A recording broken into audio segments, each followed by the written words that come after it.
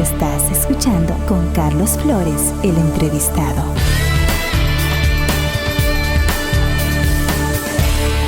Henry, algo puntual. Claro, su comentario da paso a una preocupación. Estamos iniciando, si es que no se toman las medidas del caso, si es que no se decide bien en este próximo 18, si es que nuestros políticos no toman decisiones maduras de pensar primero en el país y en la sociedad, en los bolivianos, estamos entrando a eso lo que nos pasó en los 80, la devaluación, justamente lo que usted se refería después de la UDP. Ese es un riesgo probable, Carlos. No podemos prolongar la incertidumbre económica por un año más, 2 años más. No, la capacidad de elasticidad de la economía boliviana para poder soportar la crisis económica no es tan elástica. Ya se ha agotado en este año ese nivel de elasticidad. La deuda que seguramente va a dejar este gobierno de transición ya va a constituirse en una pesada carga para la economía boliviana.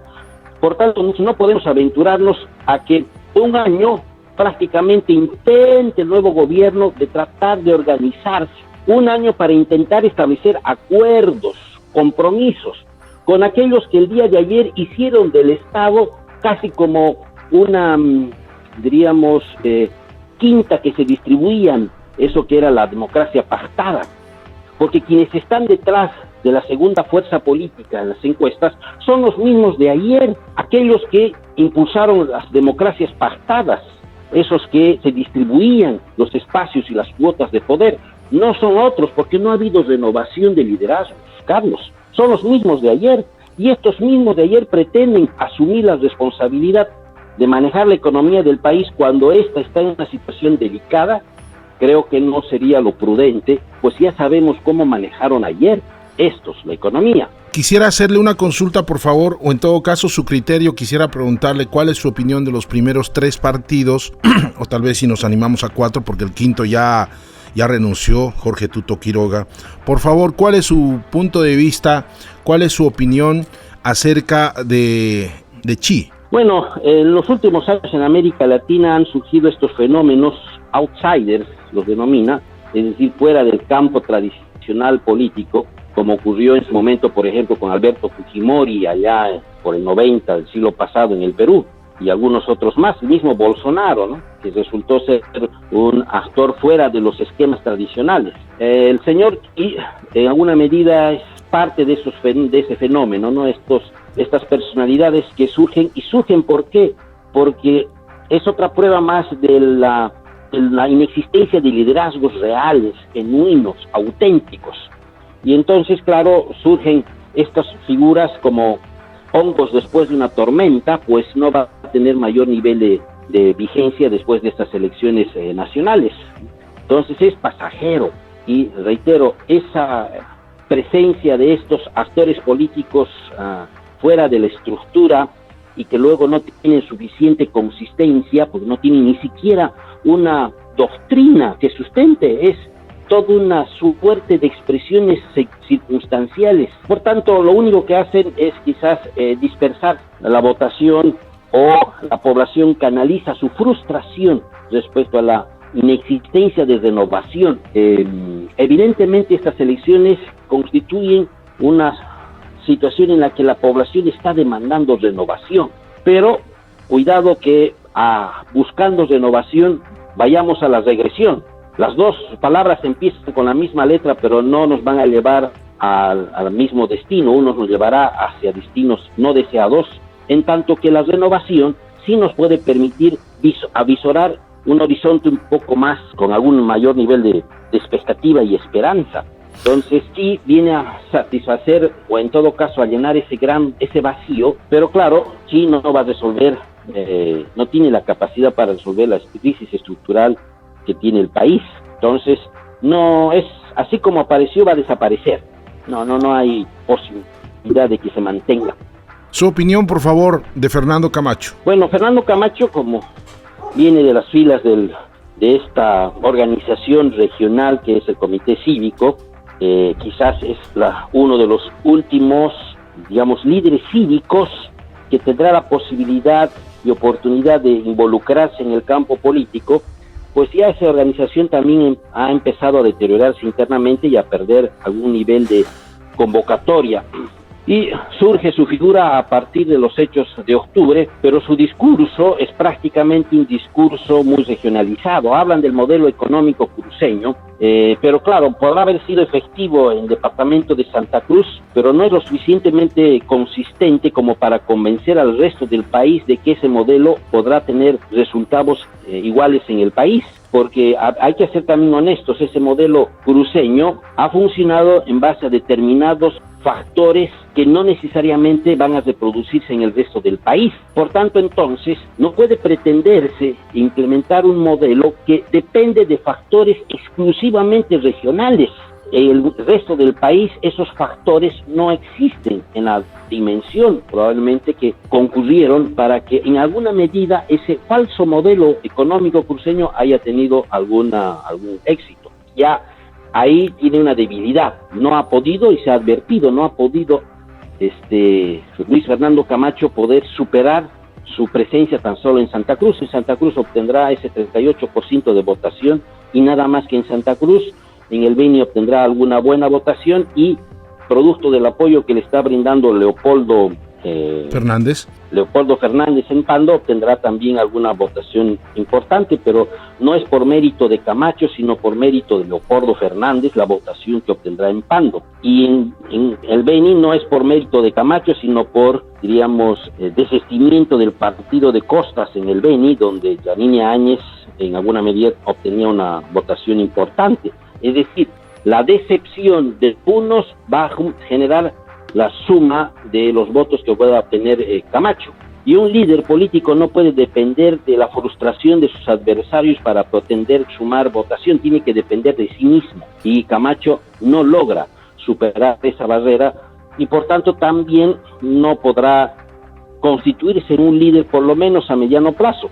Quizás después de la derrota que sufra este próximo domingo le obligue a replantearse su protagonismo político y empiece a transitar la carrera política, que ese es otro elemento que también debemos reflexionar. En los países serios, como en Europa, los líderes políticos hacen carrera política, es decir, empiezan a ocupar cargos menores, alcaldes, diputados, senadores, para luego ir haciendo carrera política y presentarse luego a pretender ser presidentes. Acá un empresario que de pronto con el rosario en la mano, utilizando un símbolo tan importante y vital para una sociedad, luego pretende ser presidente, sin haber tenido la carrera en el campo político, porque la política no es pues para improvisar. Lamentablemente se cree que la política cualquiera acá puede improvisar y pretender ser autoridad política. No, la política también es una ciencia y esa ciencia debe ser cultivada con responsabilidad, no al calor de humores circunstanciales. Sin embargo, por tanto, entonces también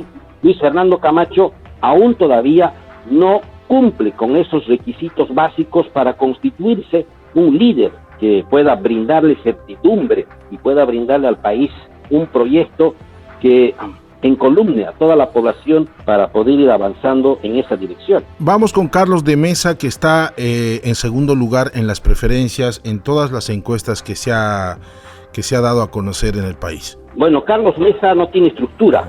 La Comunidad Ciudadana es una fuerza política que se ha generado a partir de la sumatoria de pequeñitas fuerzas políticas y el desencanto que significó el gobierno del MAS durante los 14 años. 2.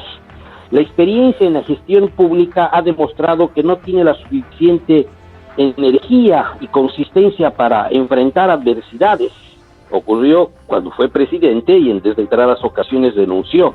En su equipo, que más o menos lo están acompañando, no se ha advertido unas figuras que puedan brindar certidumbre en lo económico. No creo que de las filas de Unidad Nacional de Samuel Doria Medina, aquel que pueda manejar, reitero, esta nave en estas aguas turbulentas y agitadas que constituye la economía internacional y también la economía nacional. Entonces tendrá quizás una muy buena oratoria, sin duda alguna, es de los mejores oradores de los distintos candidatos y con bastante diferencia, pero claro, no se construye un país con solo prédica. La Biblia hace referencia al rol que cumplieron los fariseos, buenos predicadores. Resultaron ser estos los fariseos, pero lamentablemente distanciados muy distanciados del sentimiento del pueblo. Algo así puede ocurrir con Carlos Mesa, un gran predicador, pero a poco tiempo puede terminar distanciado con el pueblo, como le ocurrió con el Alto en su primera gestión. Recordará usted, una de sus primeras gestiones fue a revolcarse allá en el Alto, intentando probablemente cautivar con su prédica, pero a poco tiempo no pudo conservar ese nivel de relación y prácticamente tuvo que dejar. Y ayer un analista decía, no, es un candidato flojo. Si es un candidato flojo, ¿cómo podrá ser un presidente frente a unas situaciones mucho más complejas? Claro, sufrió varias críticas por el tema de que la campaña no lo estaba llevando como debería, ¿no? Especialmente salir a las calles, viajar, todo aquello. Creo que, si no me equivoco, lo hacía más de forma virtual. ¿Cuál es su opinión acerca de Claro. Luis Arce? Sí, es decir, si en esta básica tarea de una campaña electoral no ha sido capaz de demostrar estar a la altura de las circunstancias históricas que vive el país, entonces tampoco podría generar mucha expectativa para una tarea que va a tomar 5 años.